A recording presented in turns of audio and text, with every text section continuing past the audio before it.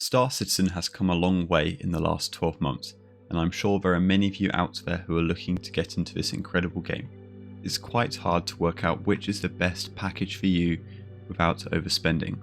Join me today as I'm going to break down all of the game packages for Star Citizen and explain which is the best for you. To make life simple, I'll be breaking the game packages into 4 different categories: cheapest, mid-tier, higher tier, and ludicrous tier. All of them come with advantages and disadvantages, and I think you'll see some clear winners in every single category. All of the prices shown today will be in Great British Pounds, which will include a 20% local tax. I will also include the base dollar value, which won't have any tax on top, on screen. If you decide to pick up any of these game packages, please consider using my referral code when signing up for Star Citizen. It's totally free and gives you some free in-game bonuses. Let's kick things off with the cheapest starter pack available. Now, if you are looking to get into Star Citizen but don't really know if this is the game for you, I would really recommend staying here. But of course, with lower costs you will see some major drawbacks, notably the lack of a proper physical interior for you to walk around and much older ship models, which I can understand is a big drawback for lots of people coming from games such as Starfield or veterans returning from Elite Dangerous. However, with this being said, let's first look at the Aurora MR. You are getting a bed, a seat, some guns and a very small amount of storage, and that's about it. The Aurora has been around since the dawn of Star Citizen. Its game model looks very dated these days, however it does come with some advantages at this price point. For example, you do have a very small walkable interior, and a bed for any bed logging you may want to do. This ship allows you to explore early game loops such as box missions, bunkers, and you can even do some light looting from bunkers due to that interior. You're not going to get much further than this. And once you've purchased a new ship, I see no benefit at all to holding an Aurora in your account. Overall, I would call this clunky at best, and I think in the short term it's certainly one to be avoided. So with this being said, let's move on to the Mustang Alpha. I have made a video about the ship in the past, which I will link below if you want more information, but overall I'd say it's a really good fighter to get you going. It's nimble, fast, and the graphics have aged slightly better than its Aurora counterparts, but I think it still needs some love. The obvious drawback here is you are not getting an interior space. While you can see some space behind your chair, you can't actually get into it through any animation or keybind.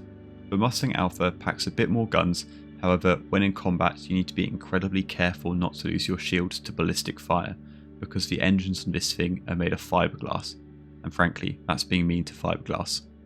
To summarise the cheapest tier, if you like combat, get the Mustang Alpha. If you really must have a bed or a small interior to bring a friend along, buy the Aurora MR. But just know, both of these ships won't get you too far in the verse. In reality, a starter ship of this tier will do the bare minimum, but it will give you an ability to see all of Star Citizen, fly wherever you need to go, and it will still be enough to get you to your next ship. Okay, so let's move on to the second tier, the mid tier. I would define the second tier as ships from £50 up to £70 during sale time.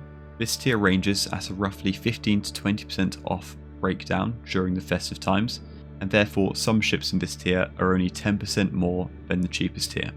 If I'm honest, during a sale, the mid tier is the place people should aim for if they have the spare cash available, because the bonus these ships offer is greatly outweighed by the additional £5 to £10 extra cost. It's still really important to note that when these ships aren't on sale, you are spending AAA game money on a ship in Star Citizen, so really bear that in mind as we look through these prices. And with that being said, let's begin.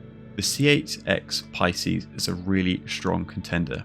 It's quick, has some nice firepower, and a really good usable storage space. Having a ship this small means when you finally upgrade to a larger ship, for example a C2 or a Carrack, you can actually pack the Pisces into the back of those ships. The notable downsides are you have no bed, and while the interior fills out the ship well, I would say it's very bland. The Pisces is much of a support ship for larger ships. In the long term, I suspect the Pisces may become limited as Star Citizen continues to grow. It has no kitchen quarters, and due to its lack of facilities inside to sustain life. With this being said, its 2 jump seats are a great way to bring yourself and some friends into a hostile situation, and its low IR signature can make it a great mule for events such as Jumptown. Next up, we have the 100i. Now, for those of you who love the fanciest things in life, the refinement, the class, the decor, this is probably where you should stop looking. The 100i focuses on class. You have a lavish interior, a beautiful bed, and a very small amount of storage. Buying the 100i is like telling everybody you don't really care about efficiency, maximizing space. You're going to look so cool wherever you go. In all honesty, I have very little hands-on time with the 100i because it is so limited. At this price point, it doesn't give you the best guns, doesn't give you the best cargo space, and that's it. If you really love posh or fancy looking ships, I would recommend you buy the ship in-game with the money earned from a better starter ship. So moving on, next up we have the cutter. And being honest, this is probably my favourite starter ship currently. I don't love Drake, but for £57 or £47 in a sale, you really can't go wrong. It came out in 2022, meaning the model is very new and refined. The cargo space is huge for the price you're paying, and it's built like a brick, meaning you can take some hits and probably still get out of a dodgy situation. The VTOL thrusters look incredibly cool, and frankly the whole ship looks really good. It comes with a bed, shower, toilet. What more could you ask for? Overall, I don't really have any criticisms for a ship at this price point. However, a word of caution. When changing the VTOL thrusters, it's likely the cutter will fall out of the sky. This thing really is a brick with engines duct taped to the side. If you love combat and you know this is your main priority when starting the game, I'd recommend perhaps considering the next ship I'm going to tell you about. The Avenger Titan was my starter pack, and when I purchased it, it was hands down the best starter ship in the game. 3 size 3 weapons, a decent cargo space, a bed, and a decent flight model. I think it still looks incredible, and this ship can massively help you with PvE combat to get you into the verse, and it can certainly grind out a lot of cash quickly. Its cargo space also means you can use it for light cargo running or to drop off supplies when bunker running. As stated before, the Titan has some really stiff competition these days. Currently it's £53 when it's 20% off, but if we ignore the discount, the Titan is £10 more than the Cutter, and well, the Cutter's just better. The model's much newer and it really shows. If you can find the Titan on sale, definitely still consider it, especially if you know combat is going to be your main game loop early on. When off sale, I think the Cutter is the way to go. So to conclude the mid tier, as I'm sure you can tell, there are some very good contenders in all of these ships. So for this one, I'm going to rank them. I would say the Cutter is number 1, the Avenger Titan is number 2, the Pisces is number 3, and the 100i is number 4. But all of these ships are incredibly capable in some manner, and this is certainly not a full review on any of them. And now we're going to move on to the higher tier starter packs. If we ignore any Christmas pricing, these range from £80 all the way up to £120. Before we even discuss the ships available, I would like to make it clear that I don't think any of these are the correct ship to buy when starting Star Citizen. The price tag is definitely hefty, but if you can find them on sale, they may be worthwhile. Honestly, the mid tier is the place to be. You get the most bang for your buck. If you love to splash for cash, let's discuss these ships. Let's kick things off with the new kid on the block, the Soylent. Now this ship is brand new. It came out late 2023 and it's like nothing we have ever seen before. It has a vertical landing system which looks absolutely awesome. The interior is incredible, and I cannot stress to you how much space you are actually getting for a ship of this size. It can take 6 SCU of cargo, which are stored on the outside of the ship. Inside we have 3 floors, all of which can be accessed via an elevator. Now it doesn't take a genius to work out that this is an alien ship, and as stated before, it's the first time we've had an alien starter pack. The Soylent is incredibly manoeuvrable, packs a decent amount of firepower, and offers something unique in its vertical landing system. But at £81 before any discounts, that's a really tough sell.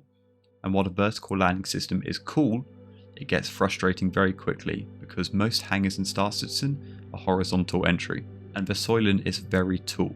You'll find yourself hitting the roof or the floor lots of the time.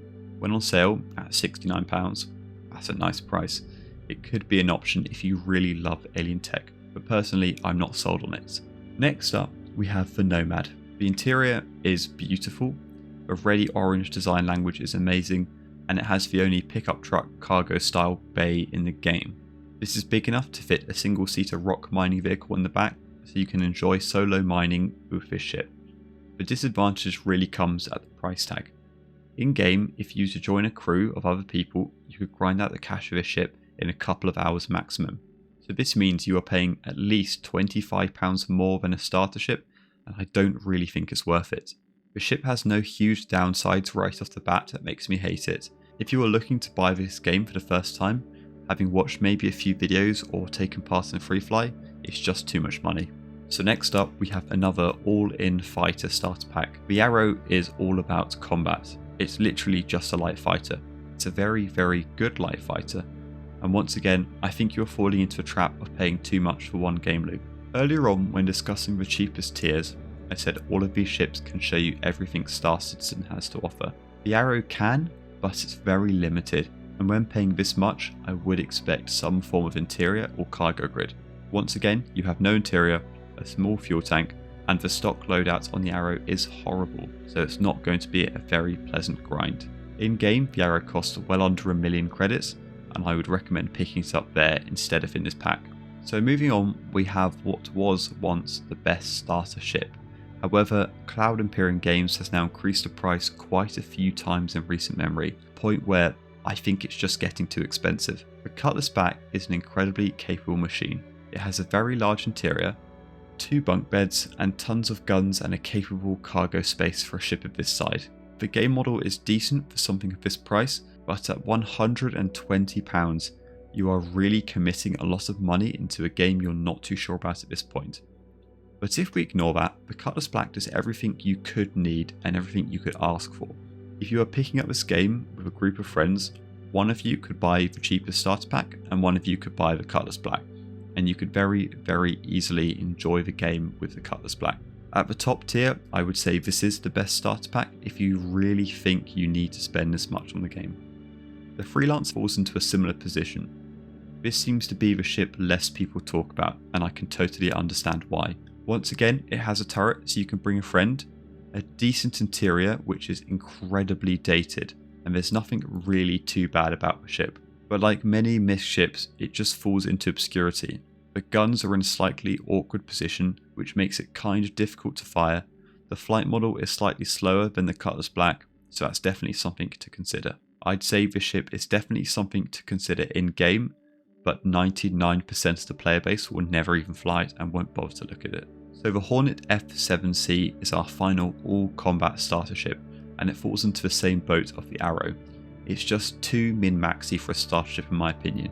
You are locking yourself out of so many game loops, and while this is a very, very capable medium fighter, there would certainly come a day if I was starting the game again in this ship where I wish I could do something else. The fact that you can't go and do bunkers and take gear back to your ship is very frustrating, and for that reason alone I wouldn't recommend it to anyone, for the same reason I wouldn't recommend the Arrow.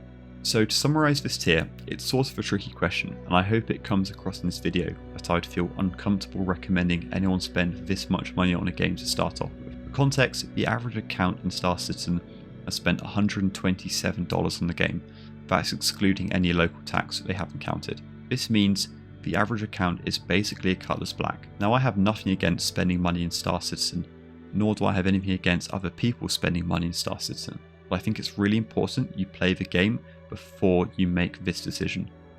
If I'm going to summarise this tier, I would say the Cutlass Black is number 1, the Nomad is number 2, but when on sale the Nomad would be number 1. The Freelancer is number 3, the Arrow is number 4, and the Hornet F7C is number 5. The keen eye among you will tell that the Silent is not on this list, and that's one simple reason. It's so bespoke you'll either love it or hate it. Ignoring the price, it's the best at this tier if you love alien ships, vertical landing doesn't annoy you, and you just want a really unique looking ship. So we have one more tier which I'm going to call the ludicrous tier. This is for the people who clearly at this point want me to shut up about disclaimers on spending money and just spend more money. The Constellation Andromeda is £264 and you get a lot of ship for that money. However, you get a very, very, very, very old ship model for that price. The interior space is poorly used. The ship is filled with invisible walls which can't be shot through, which makes it very good to stop people boarding you. However, it's a bit annoying. And for this price, it's not a very good ship.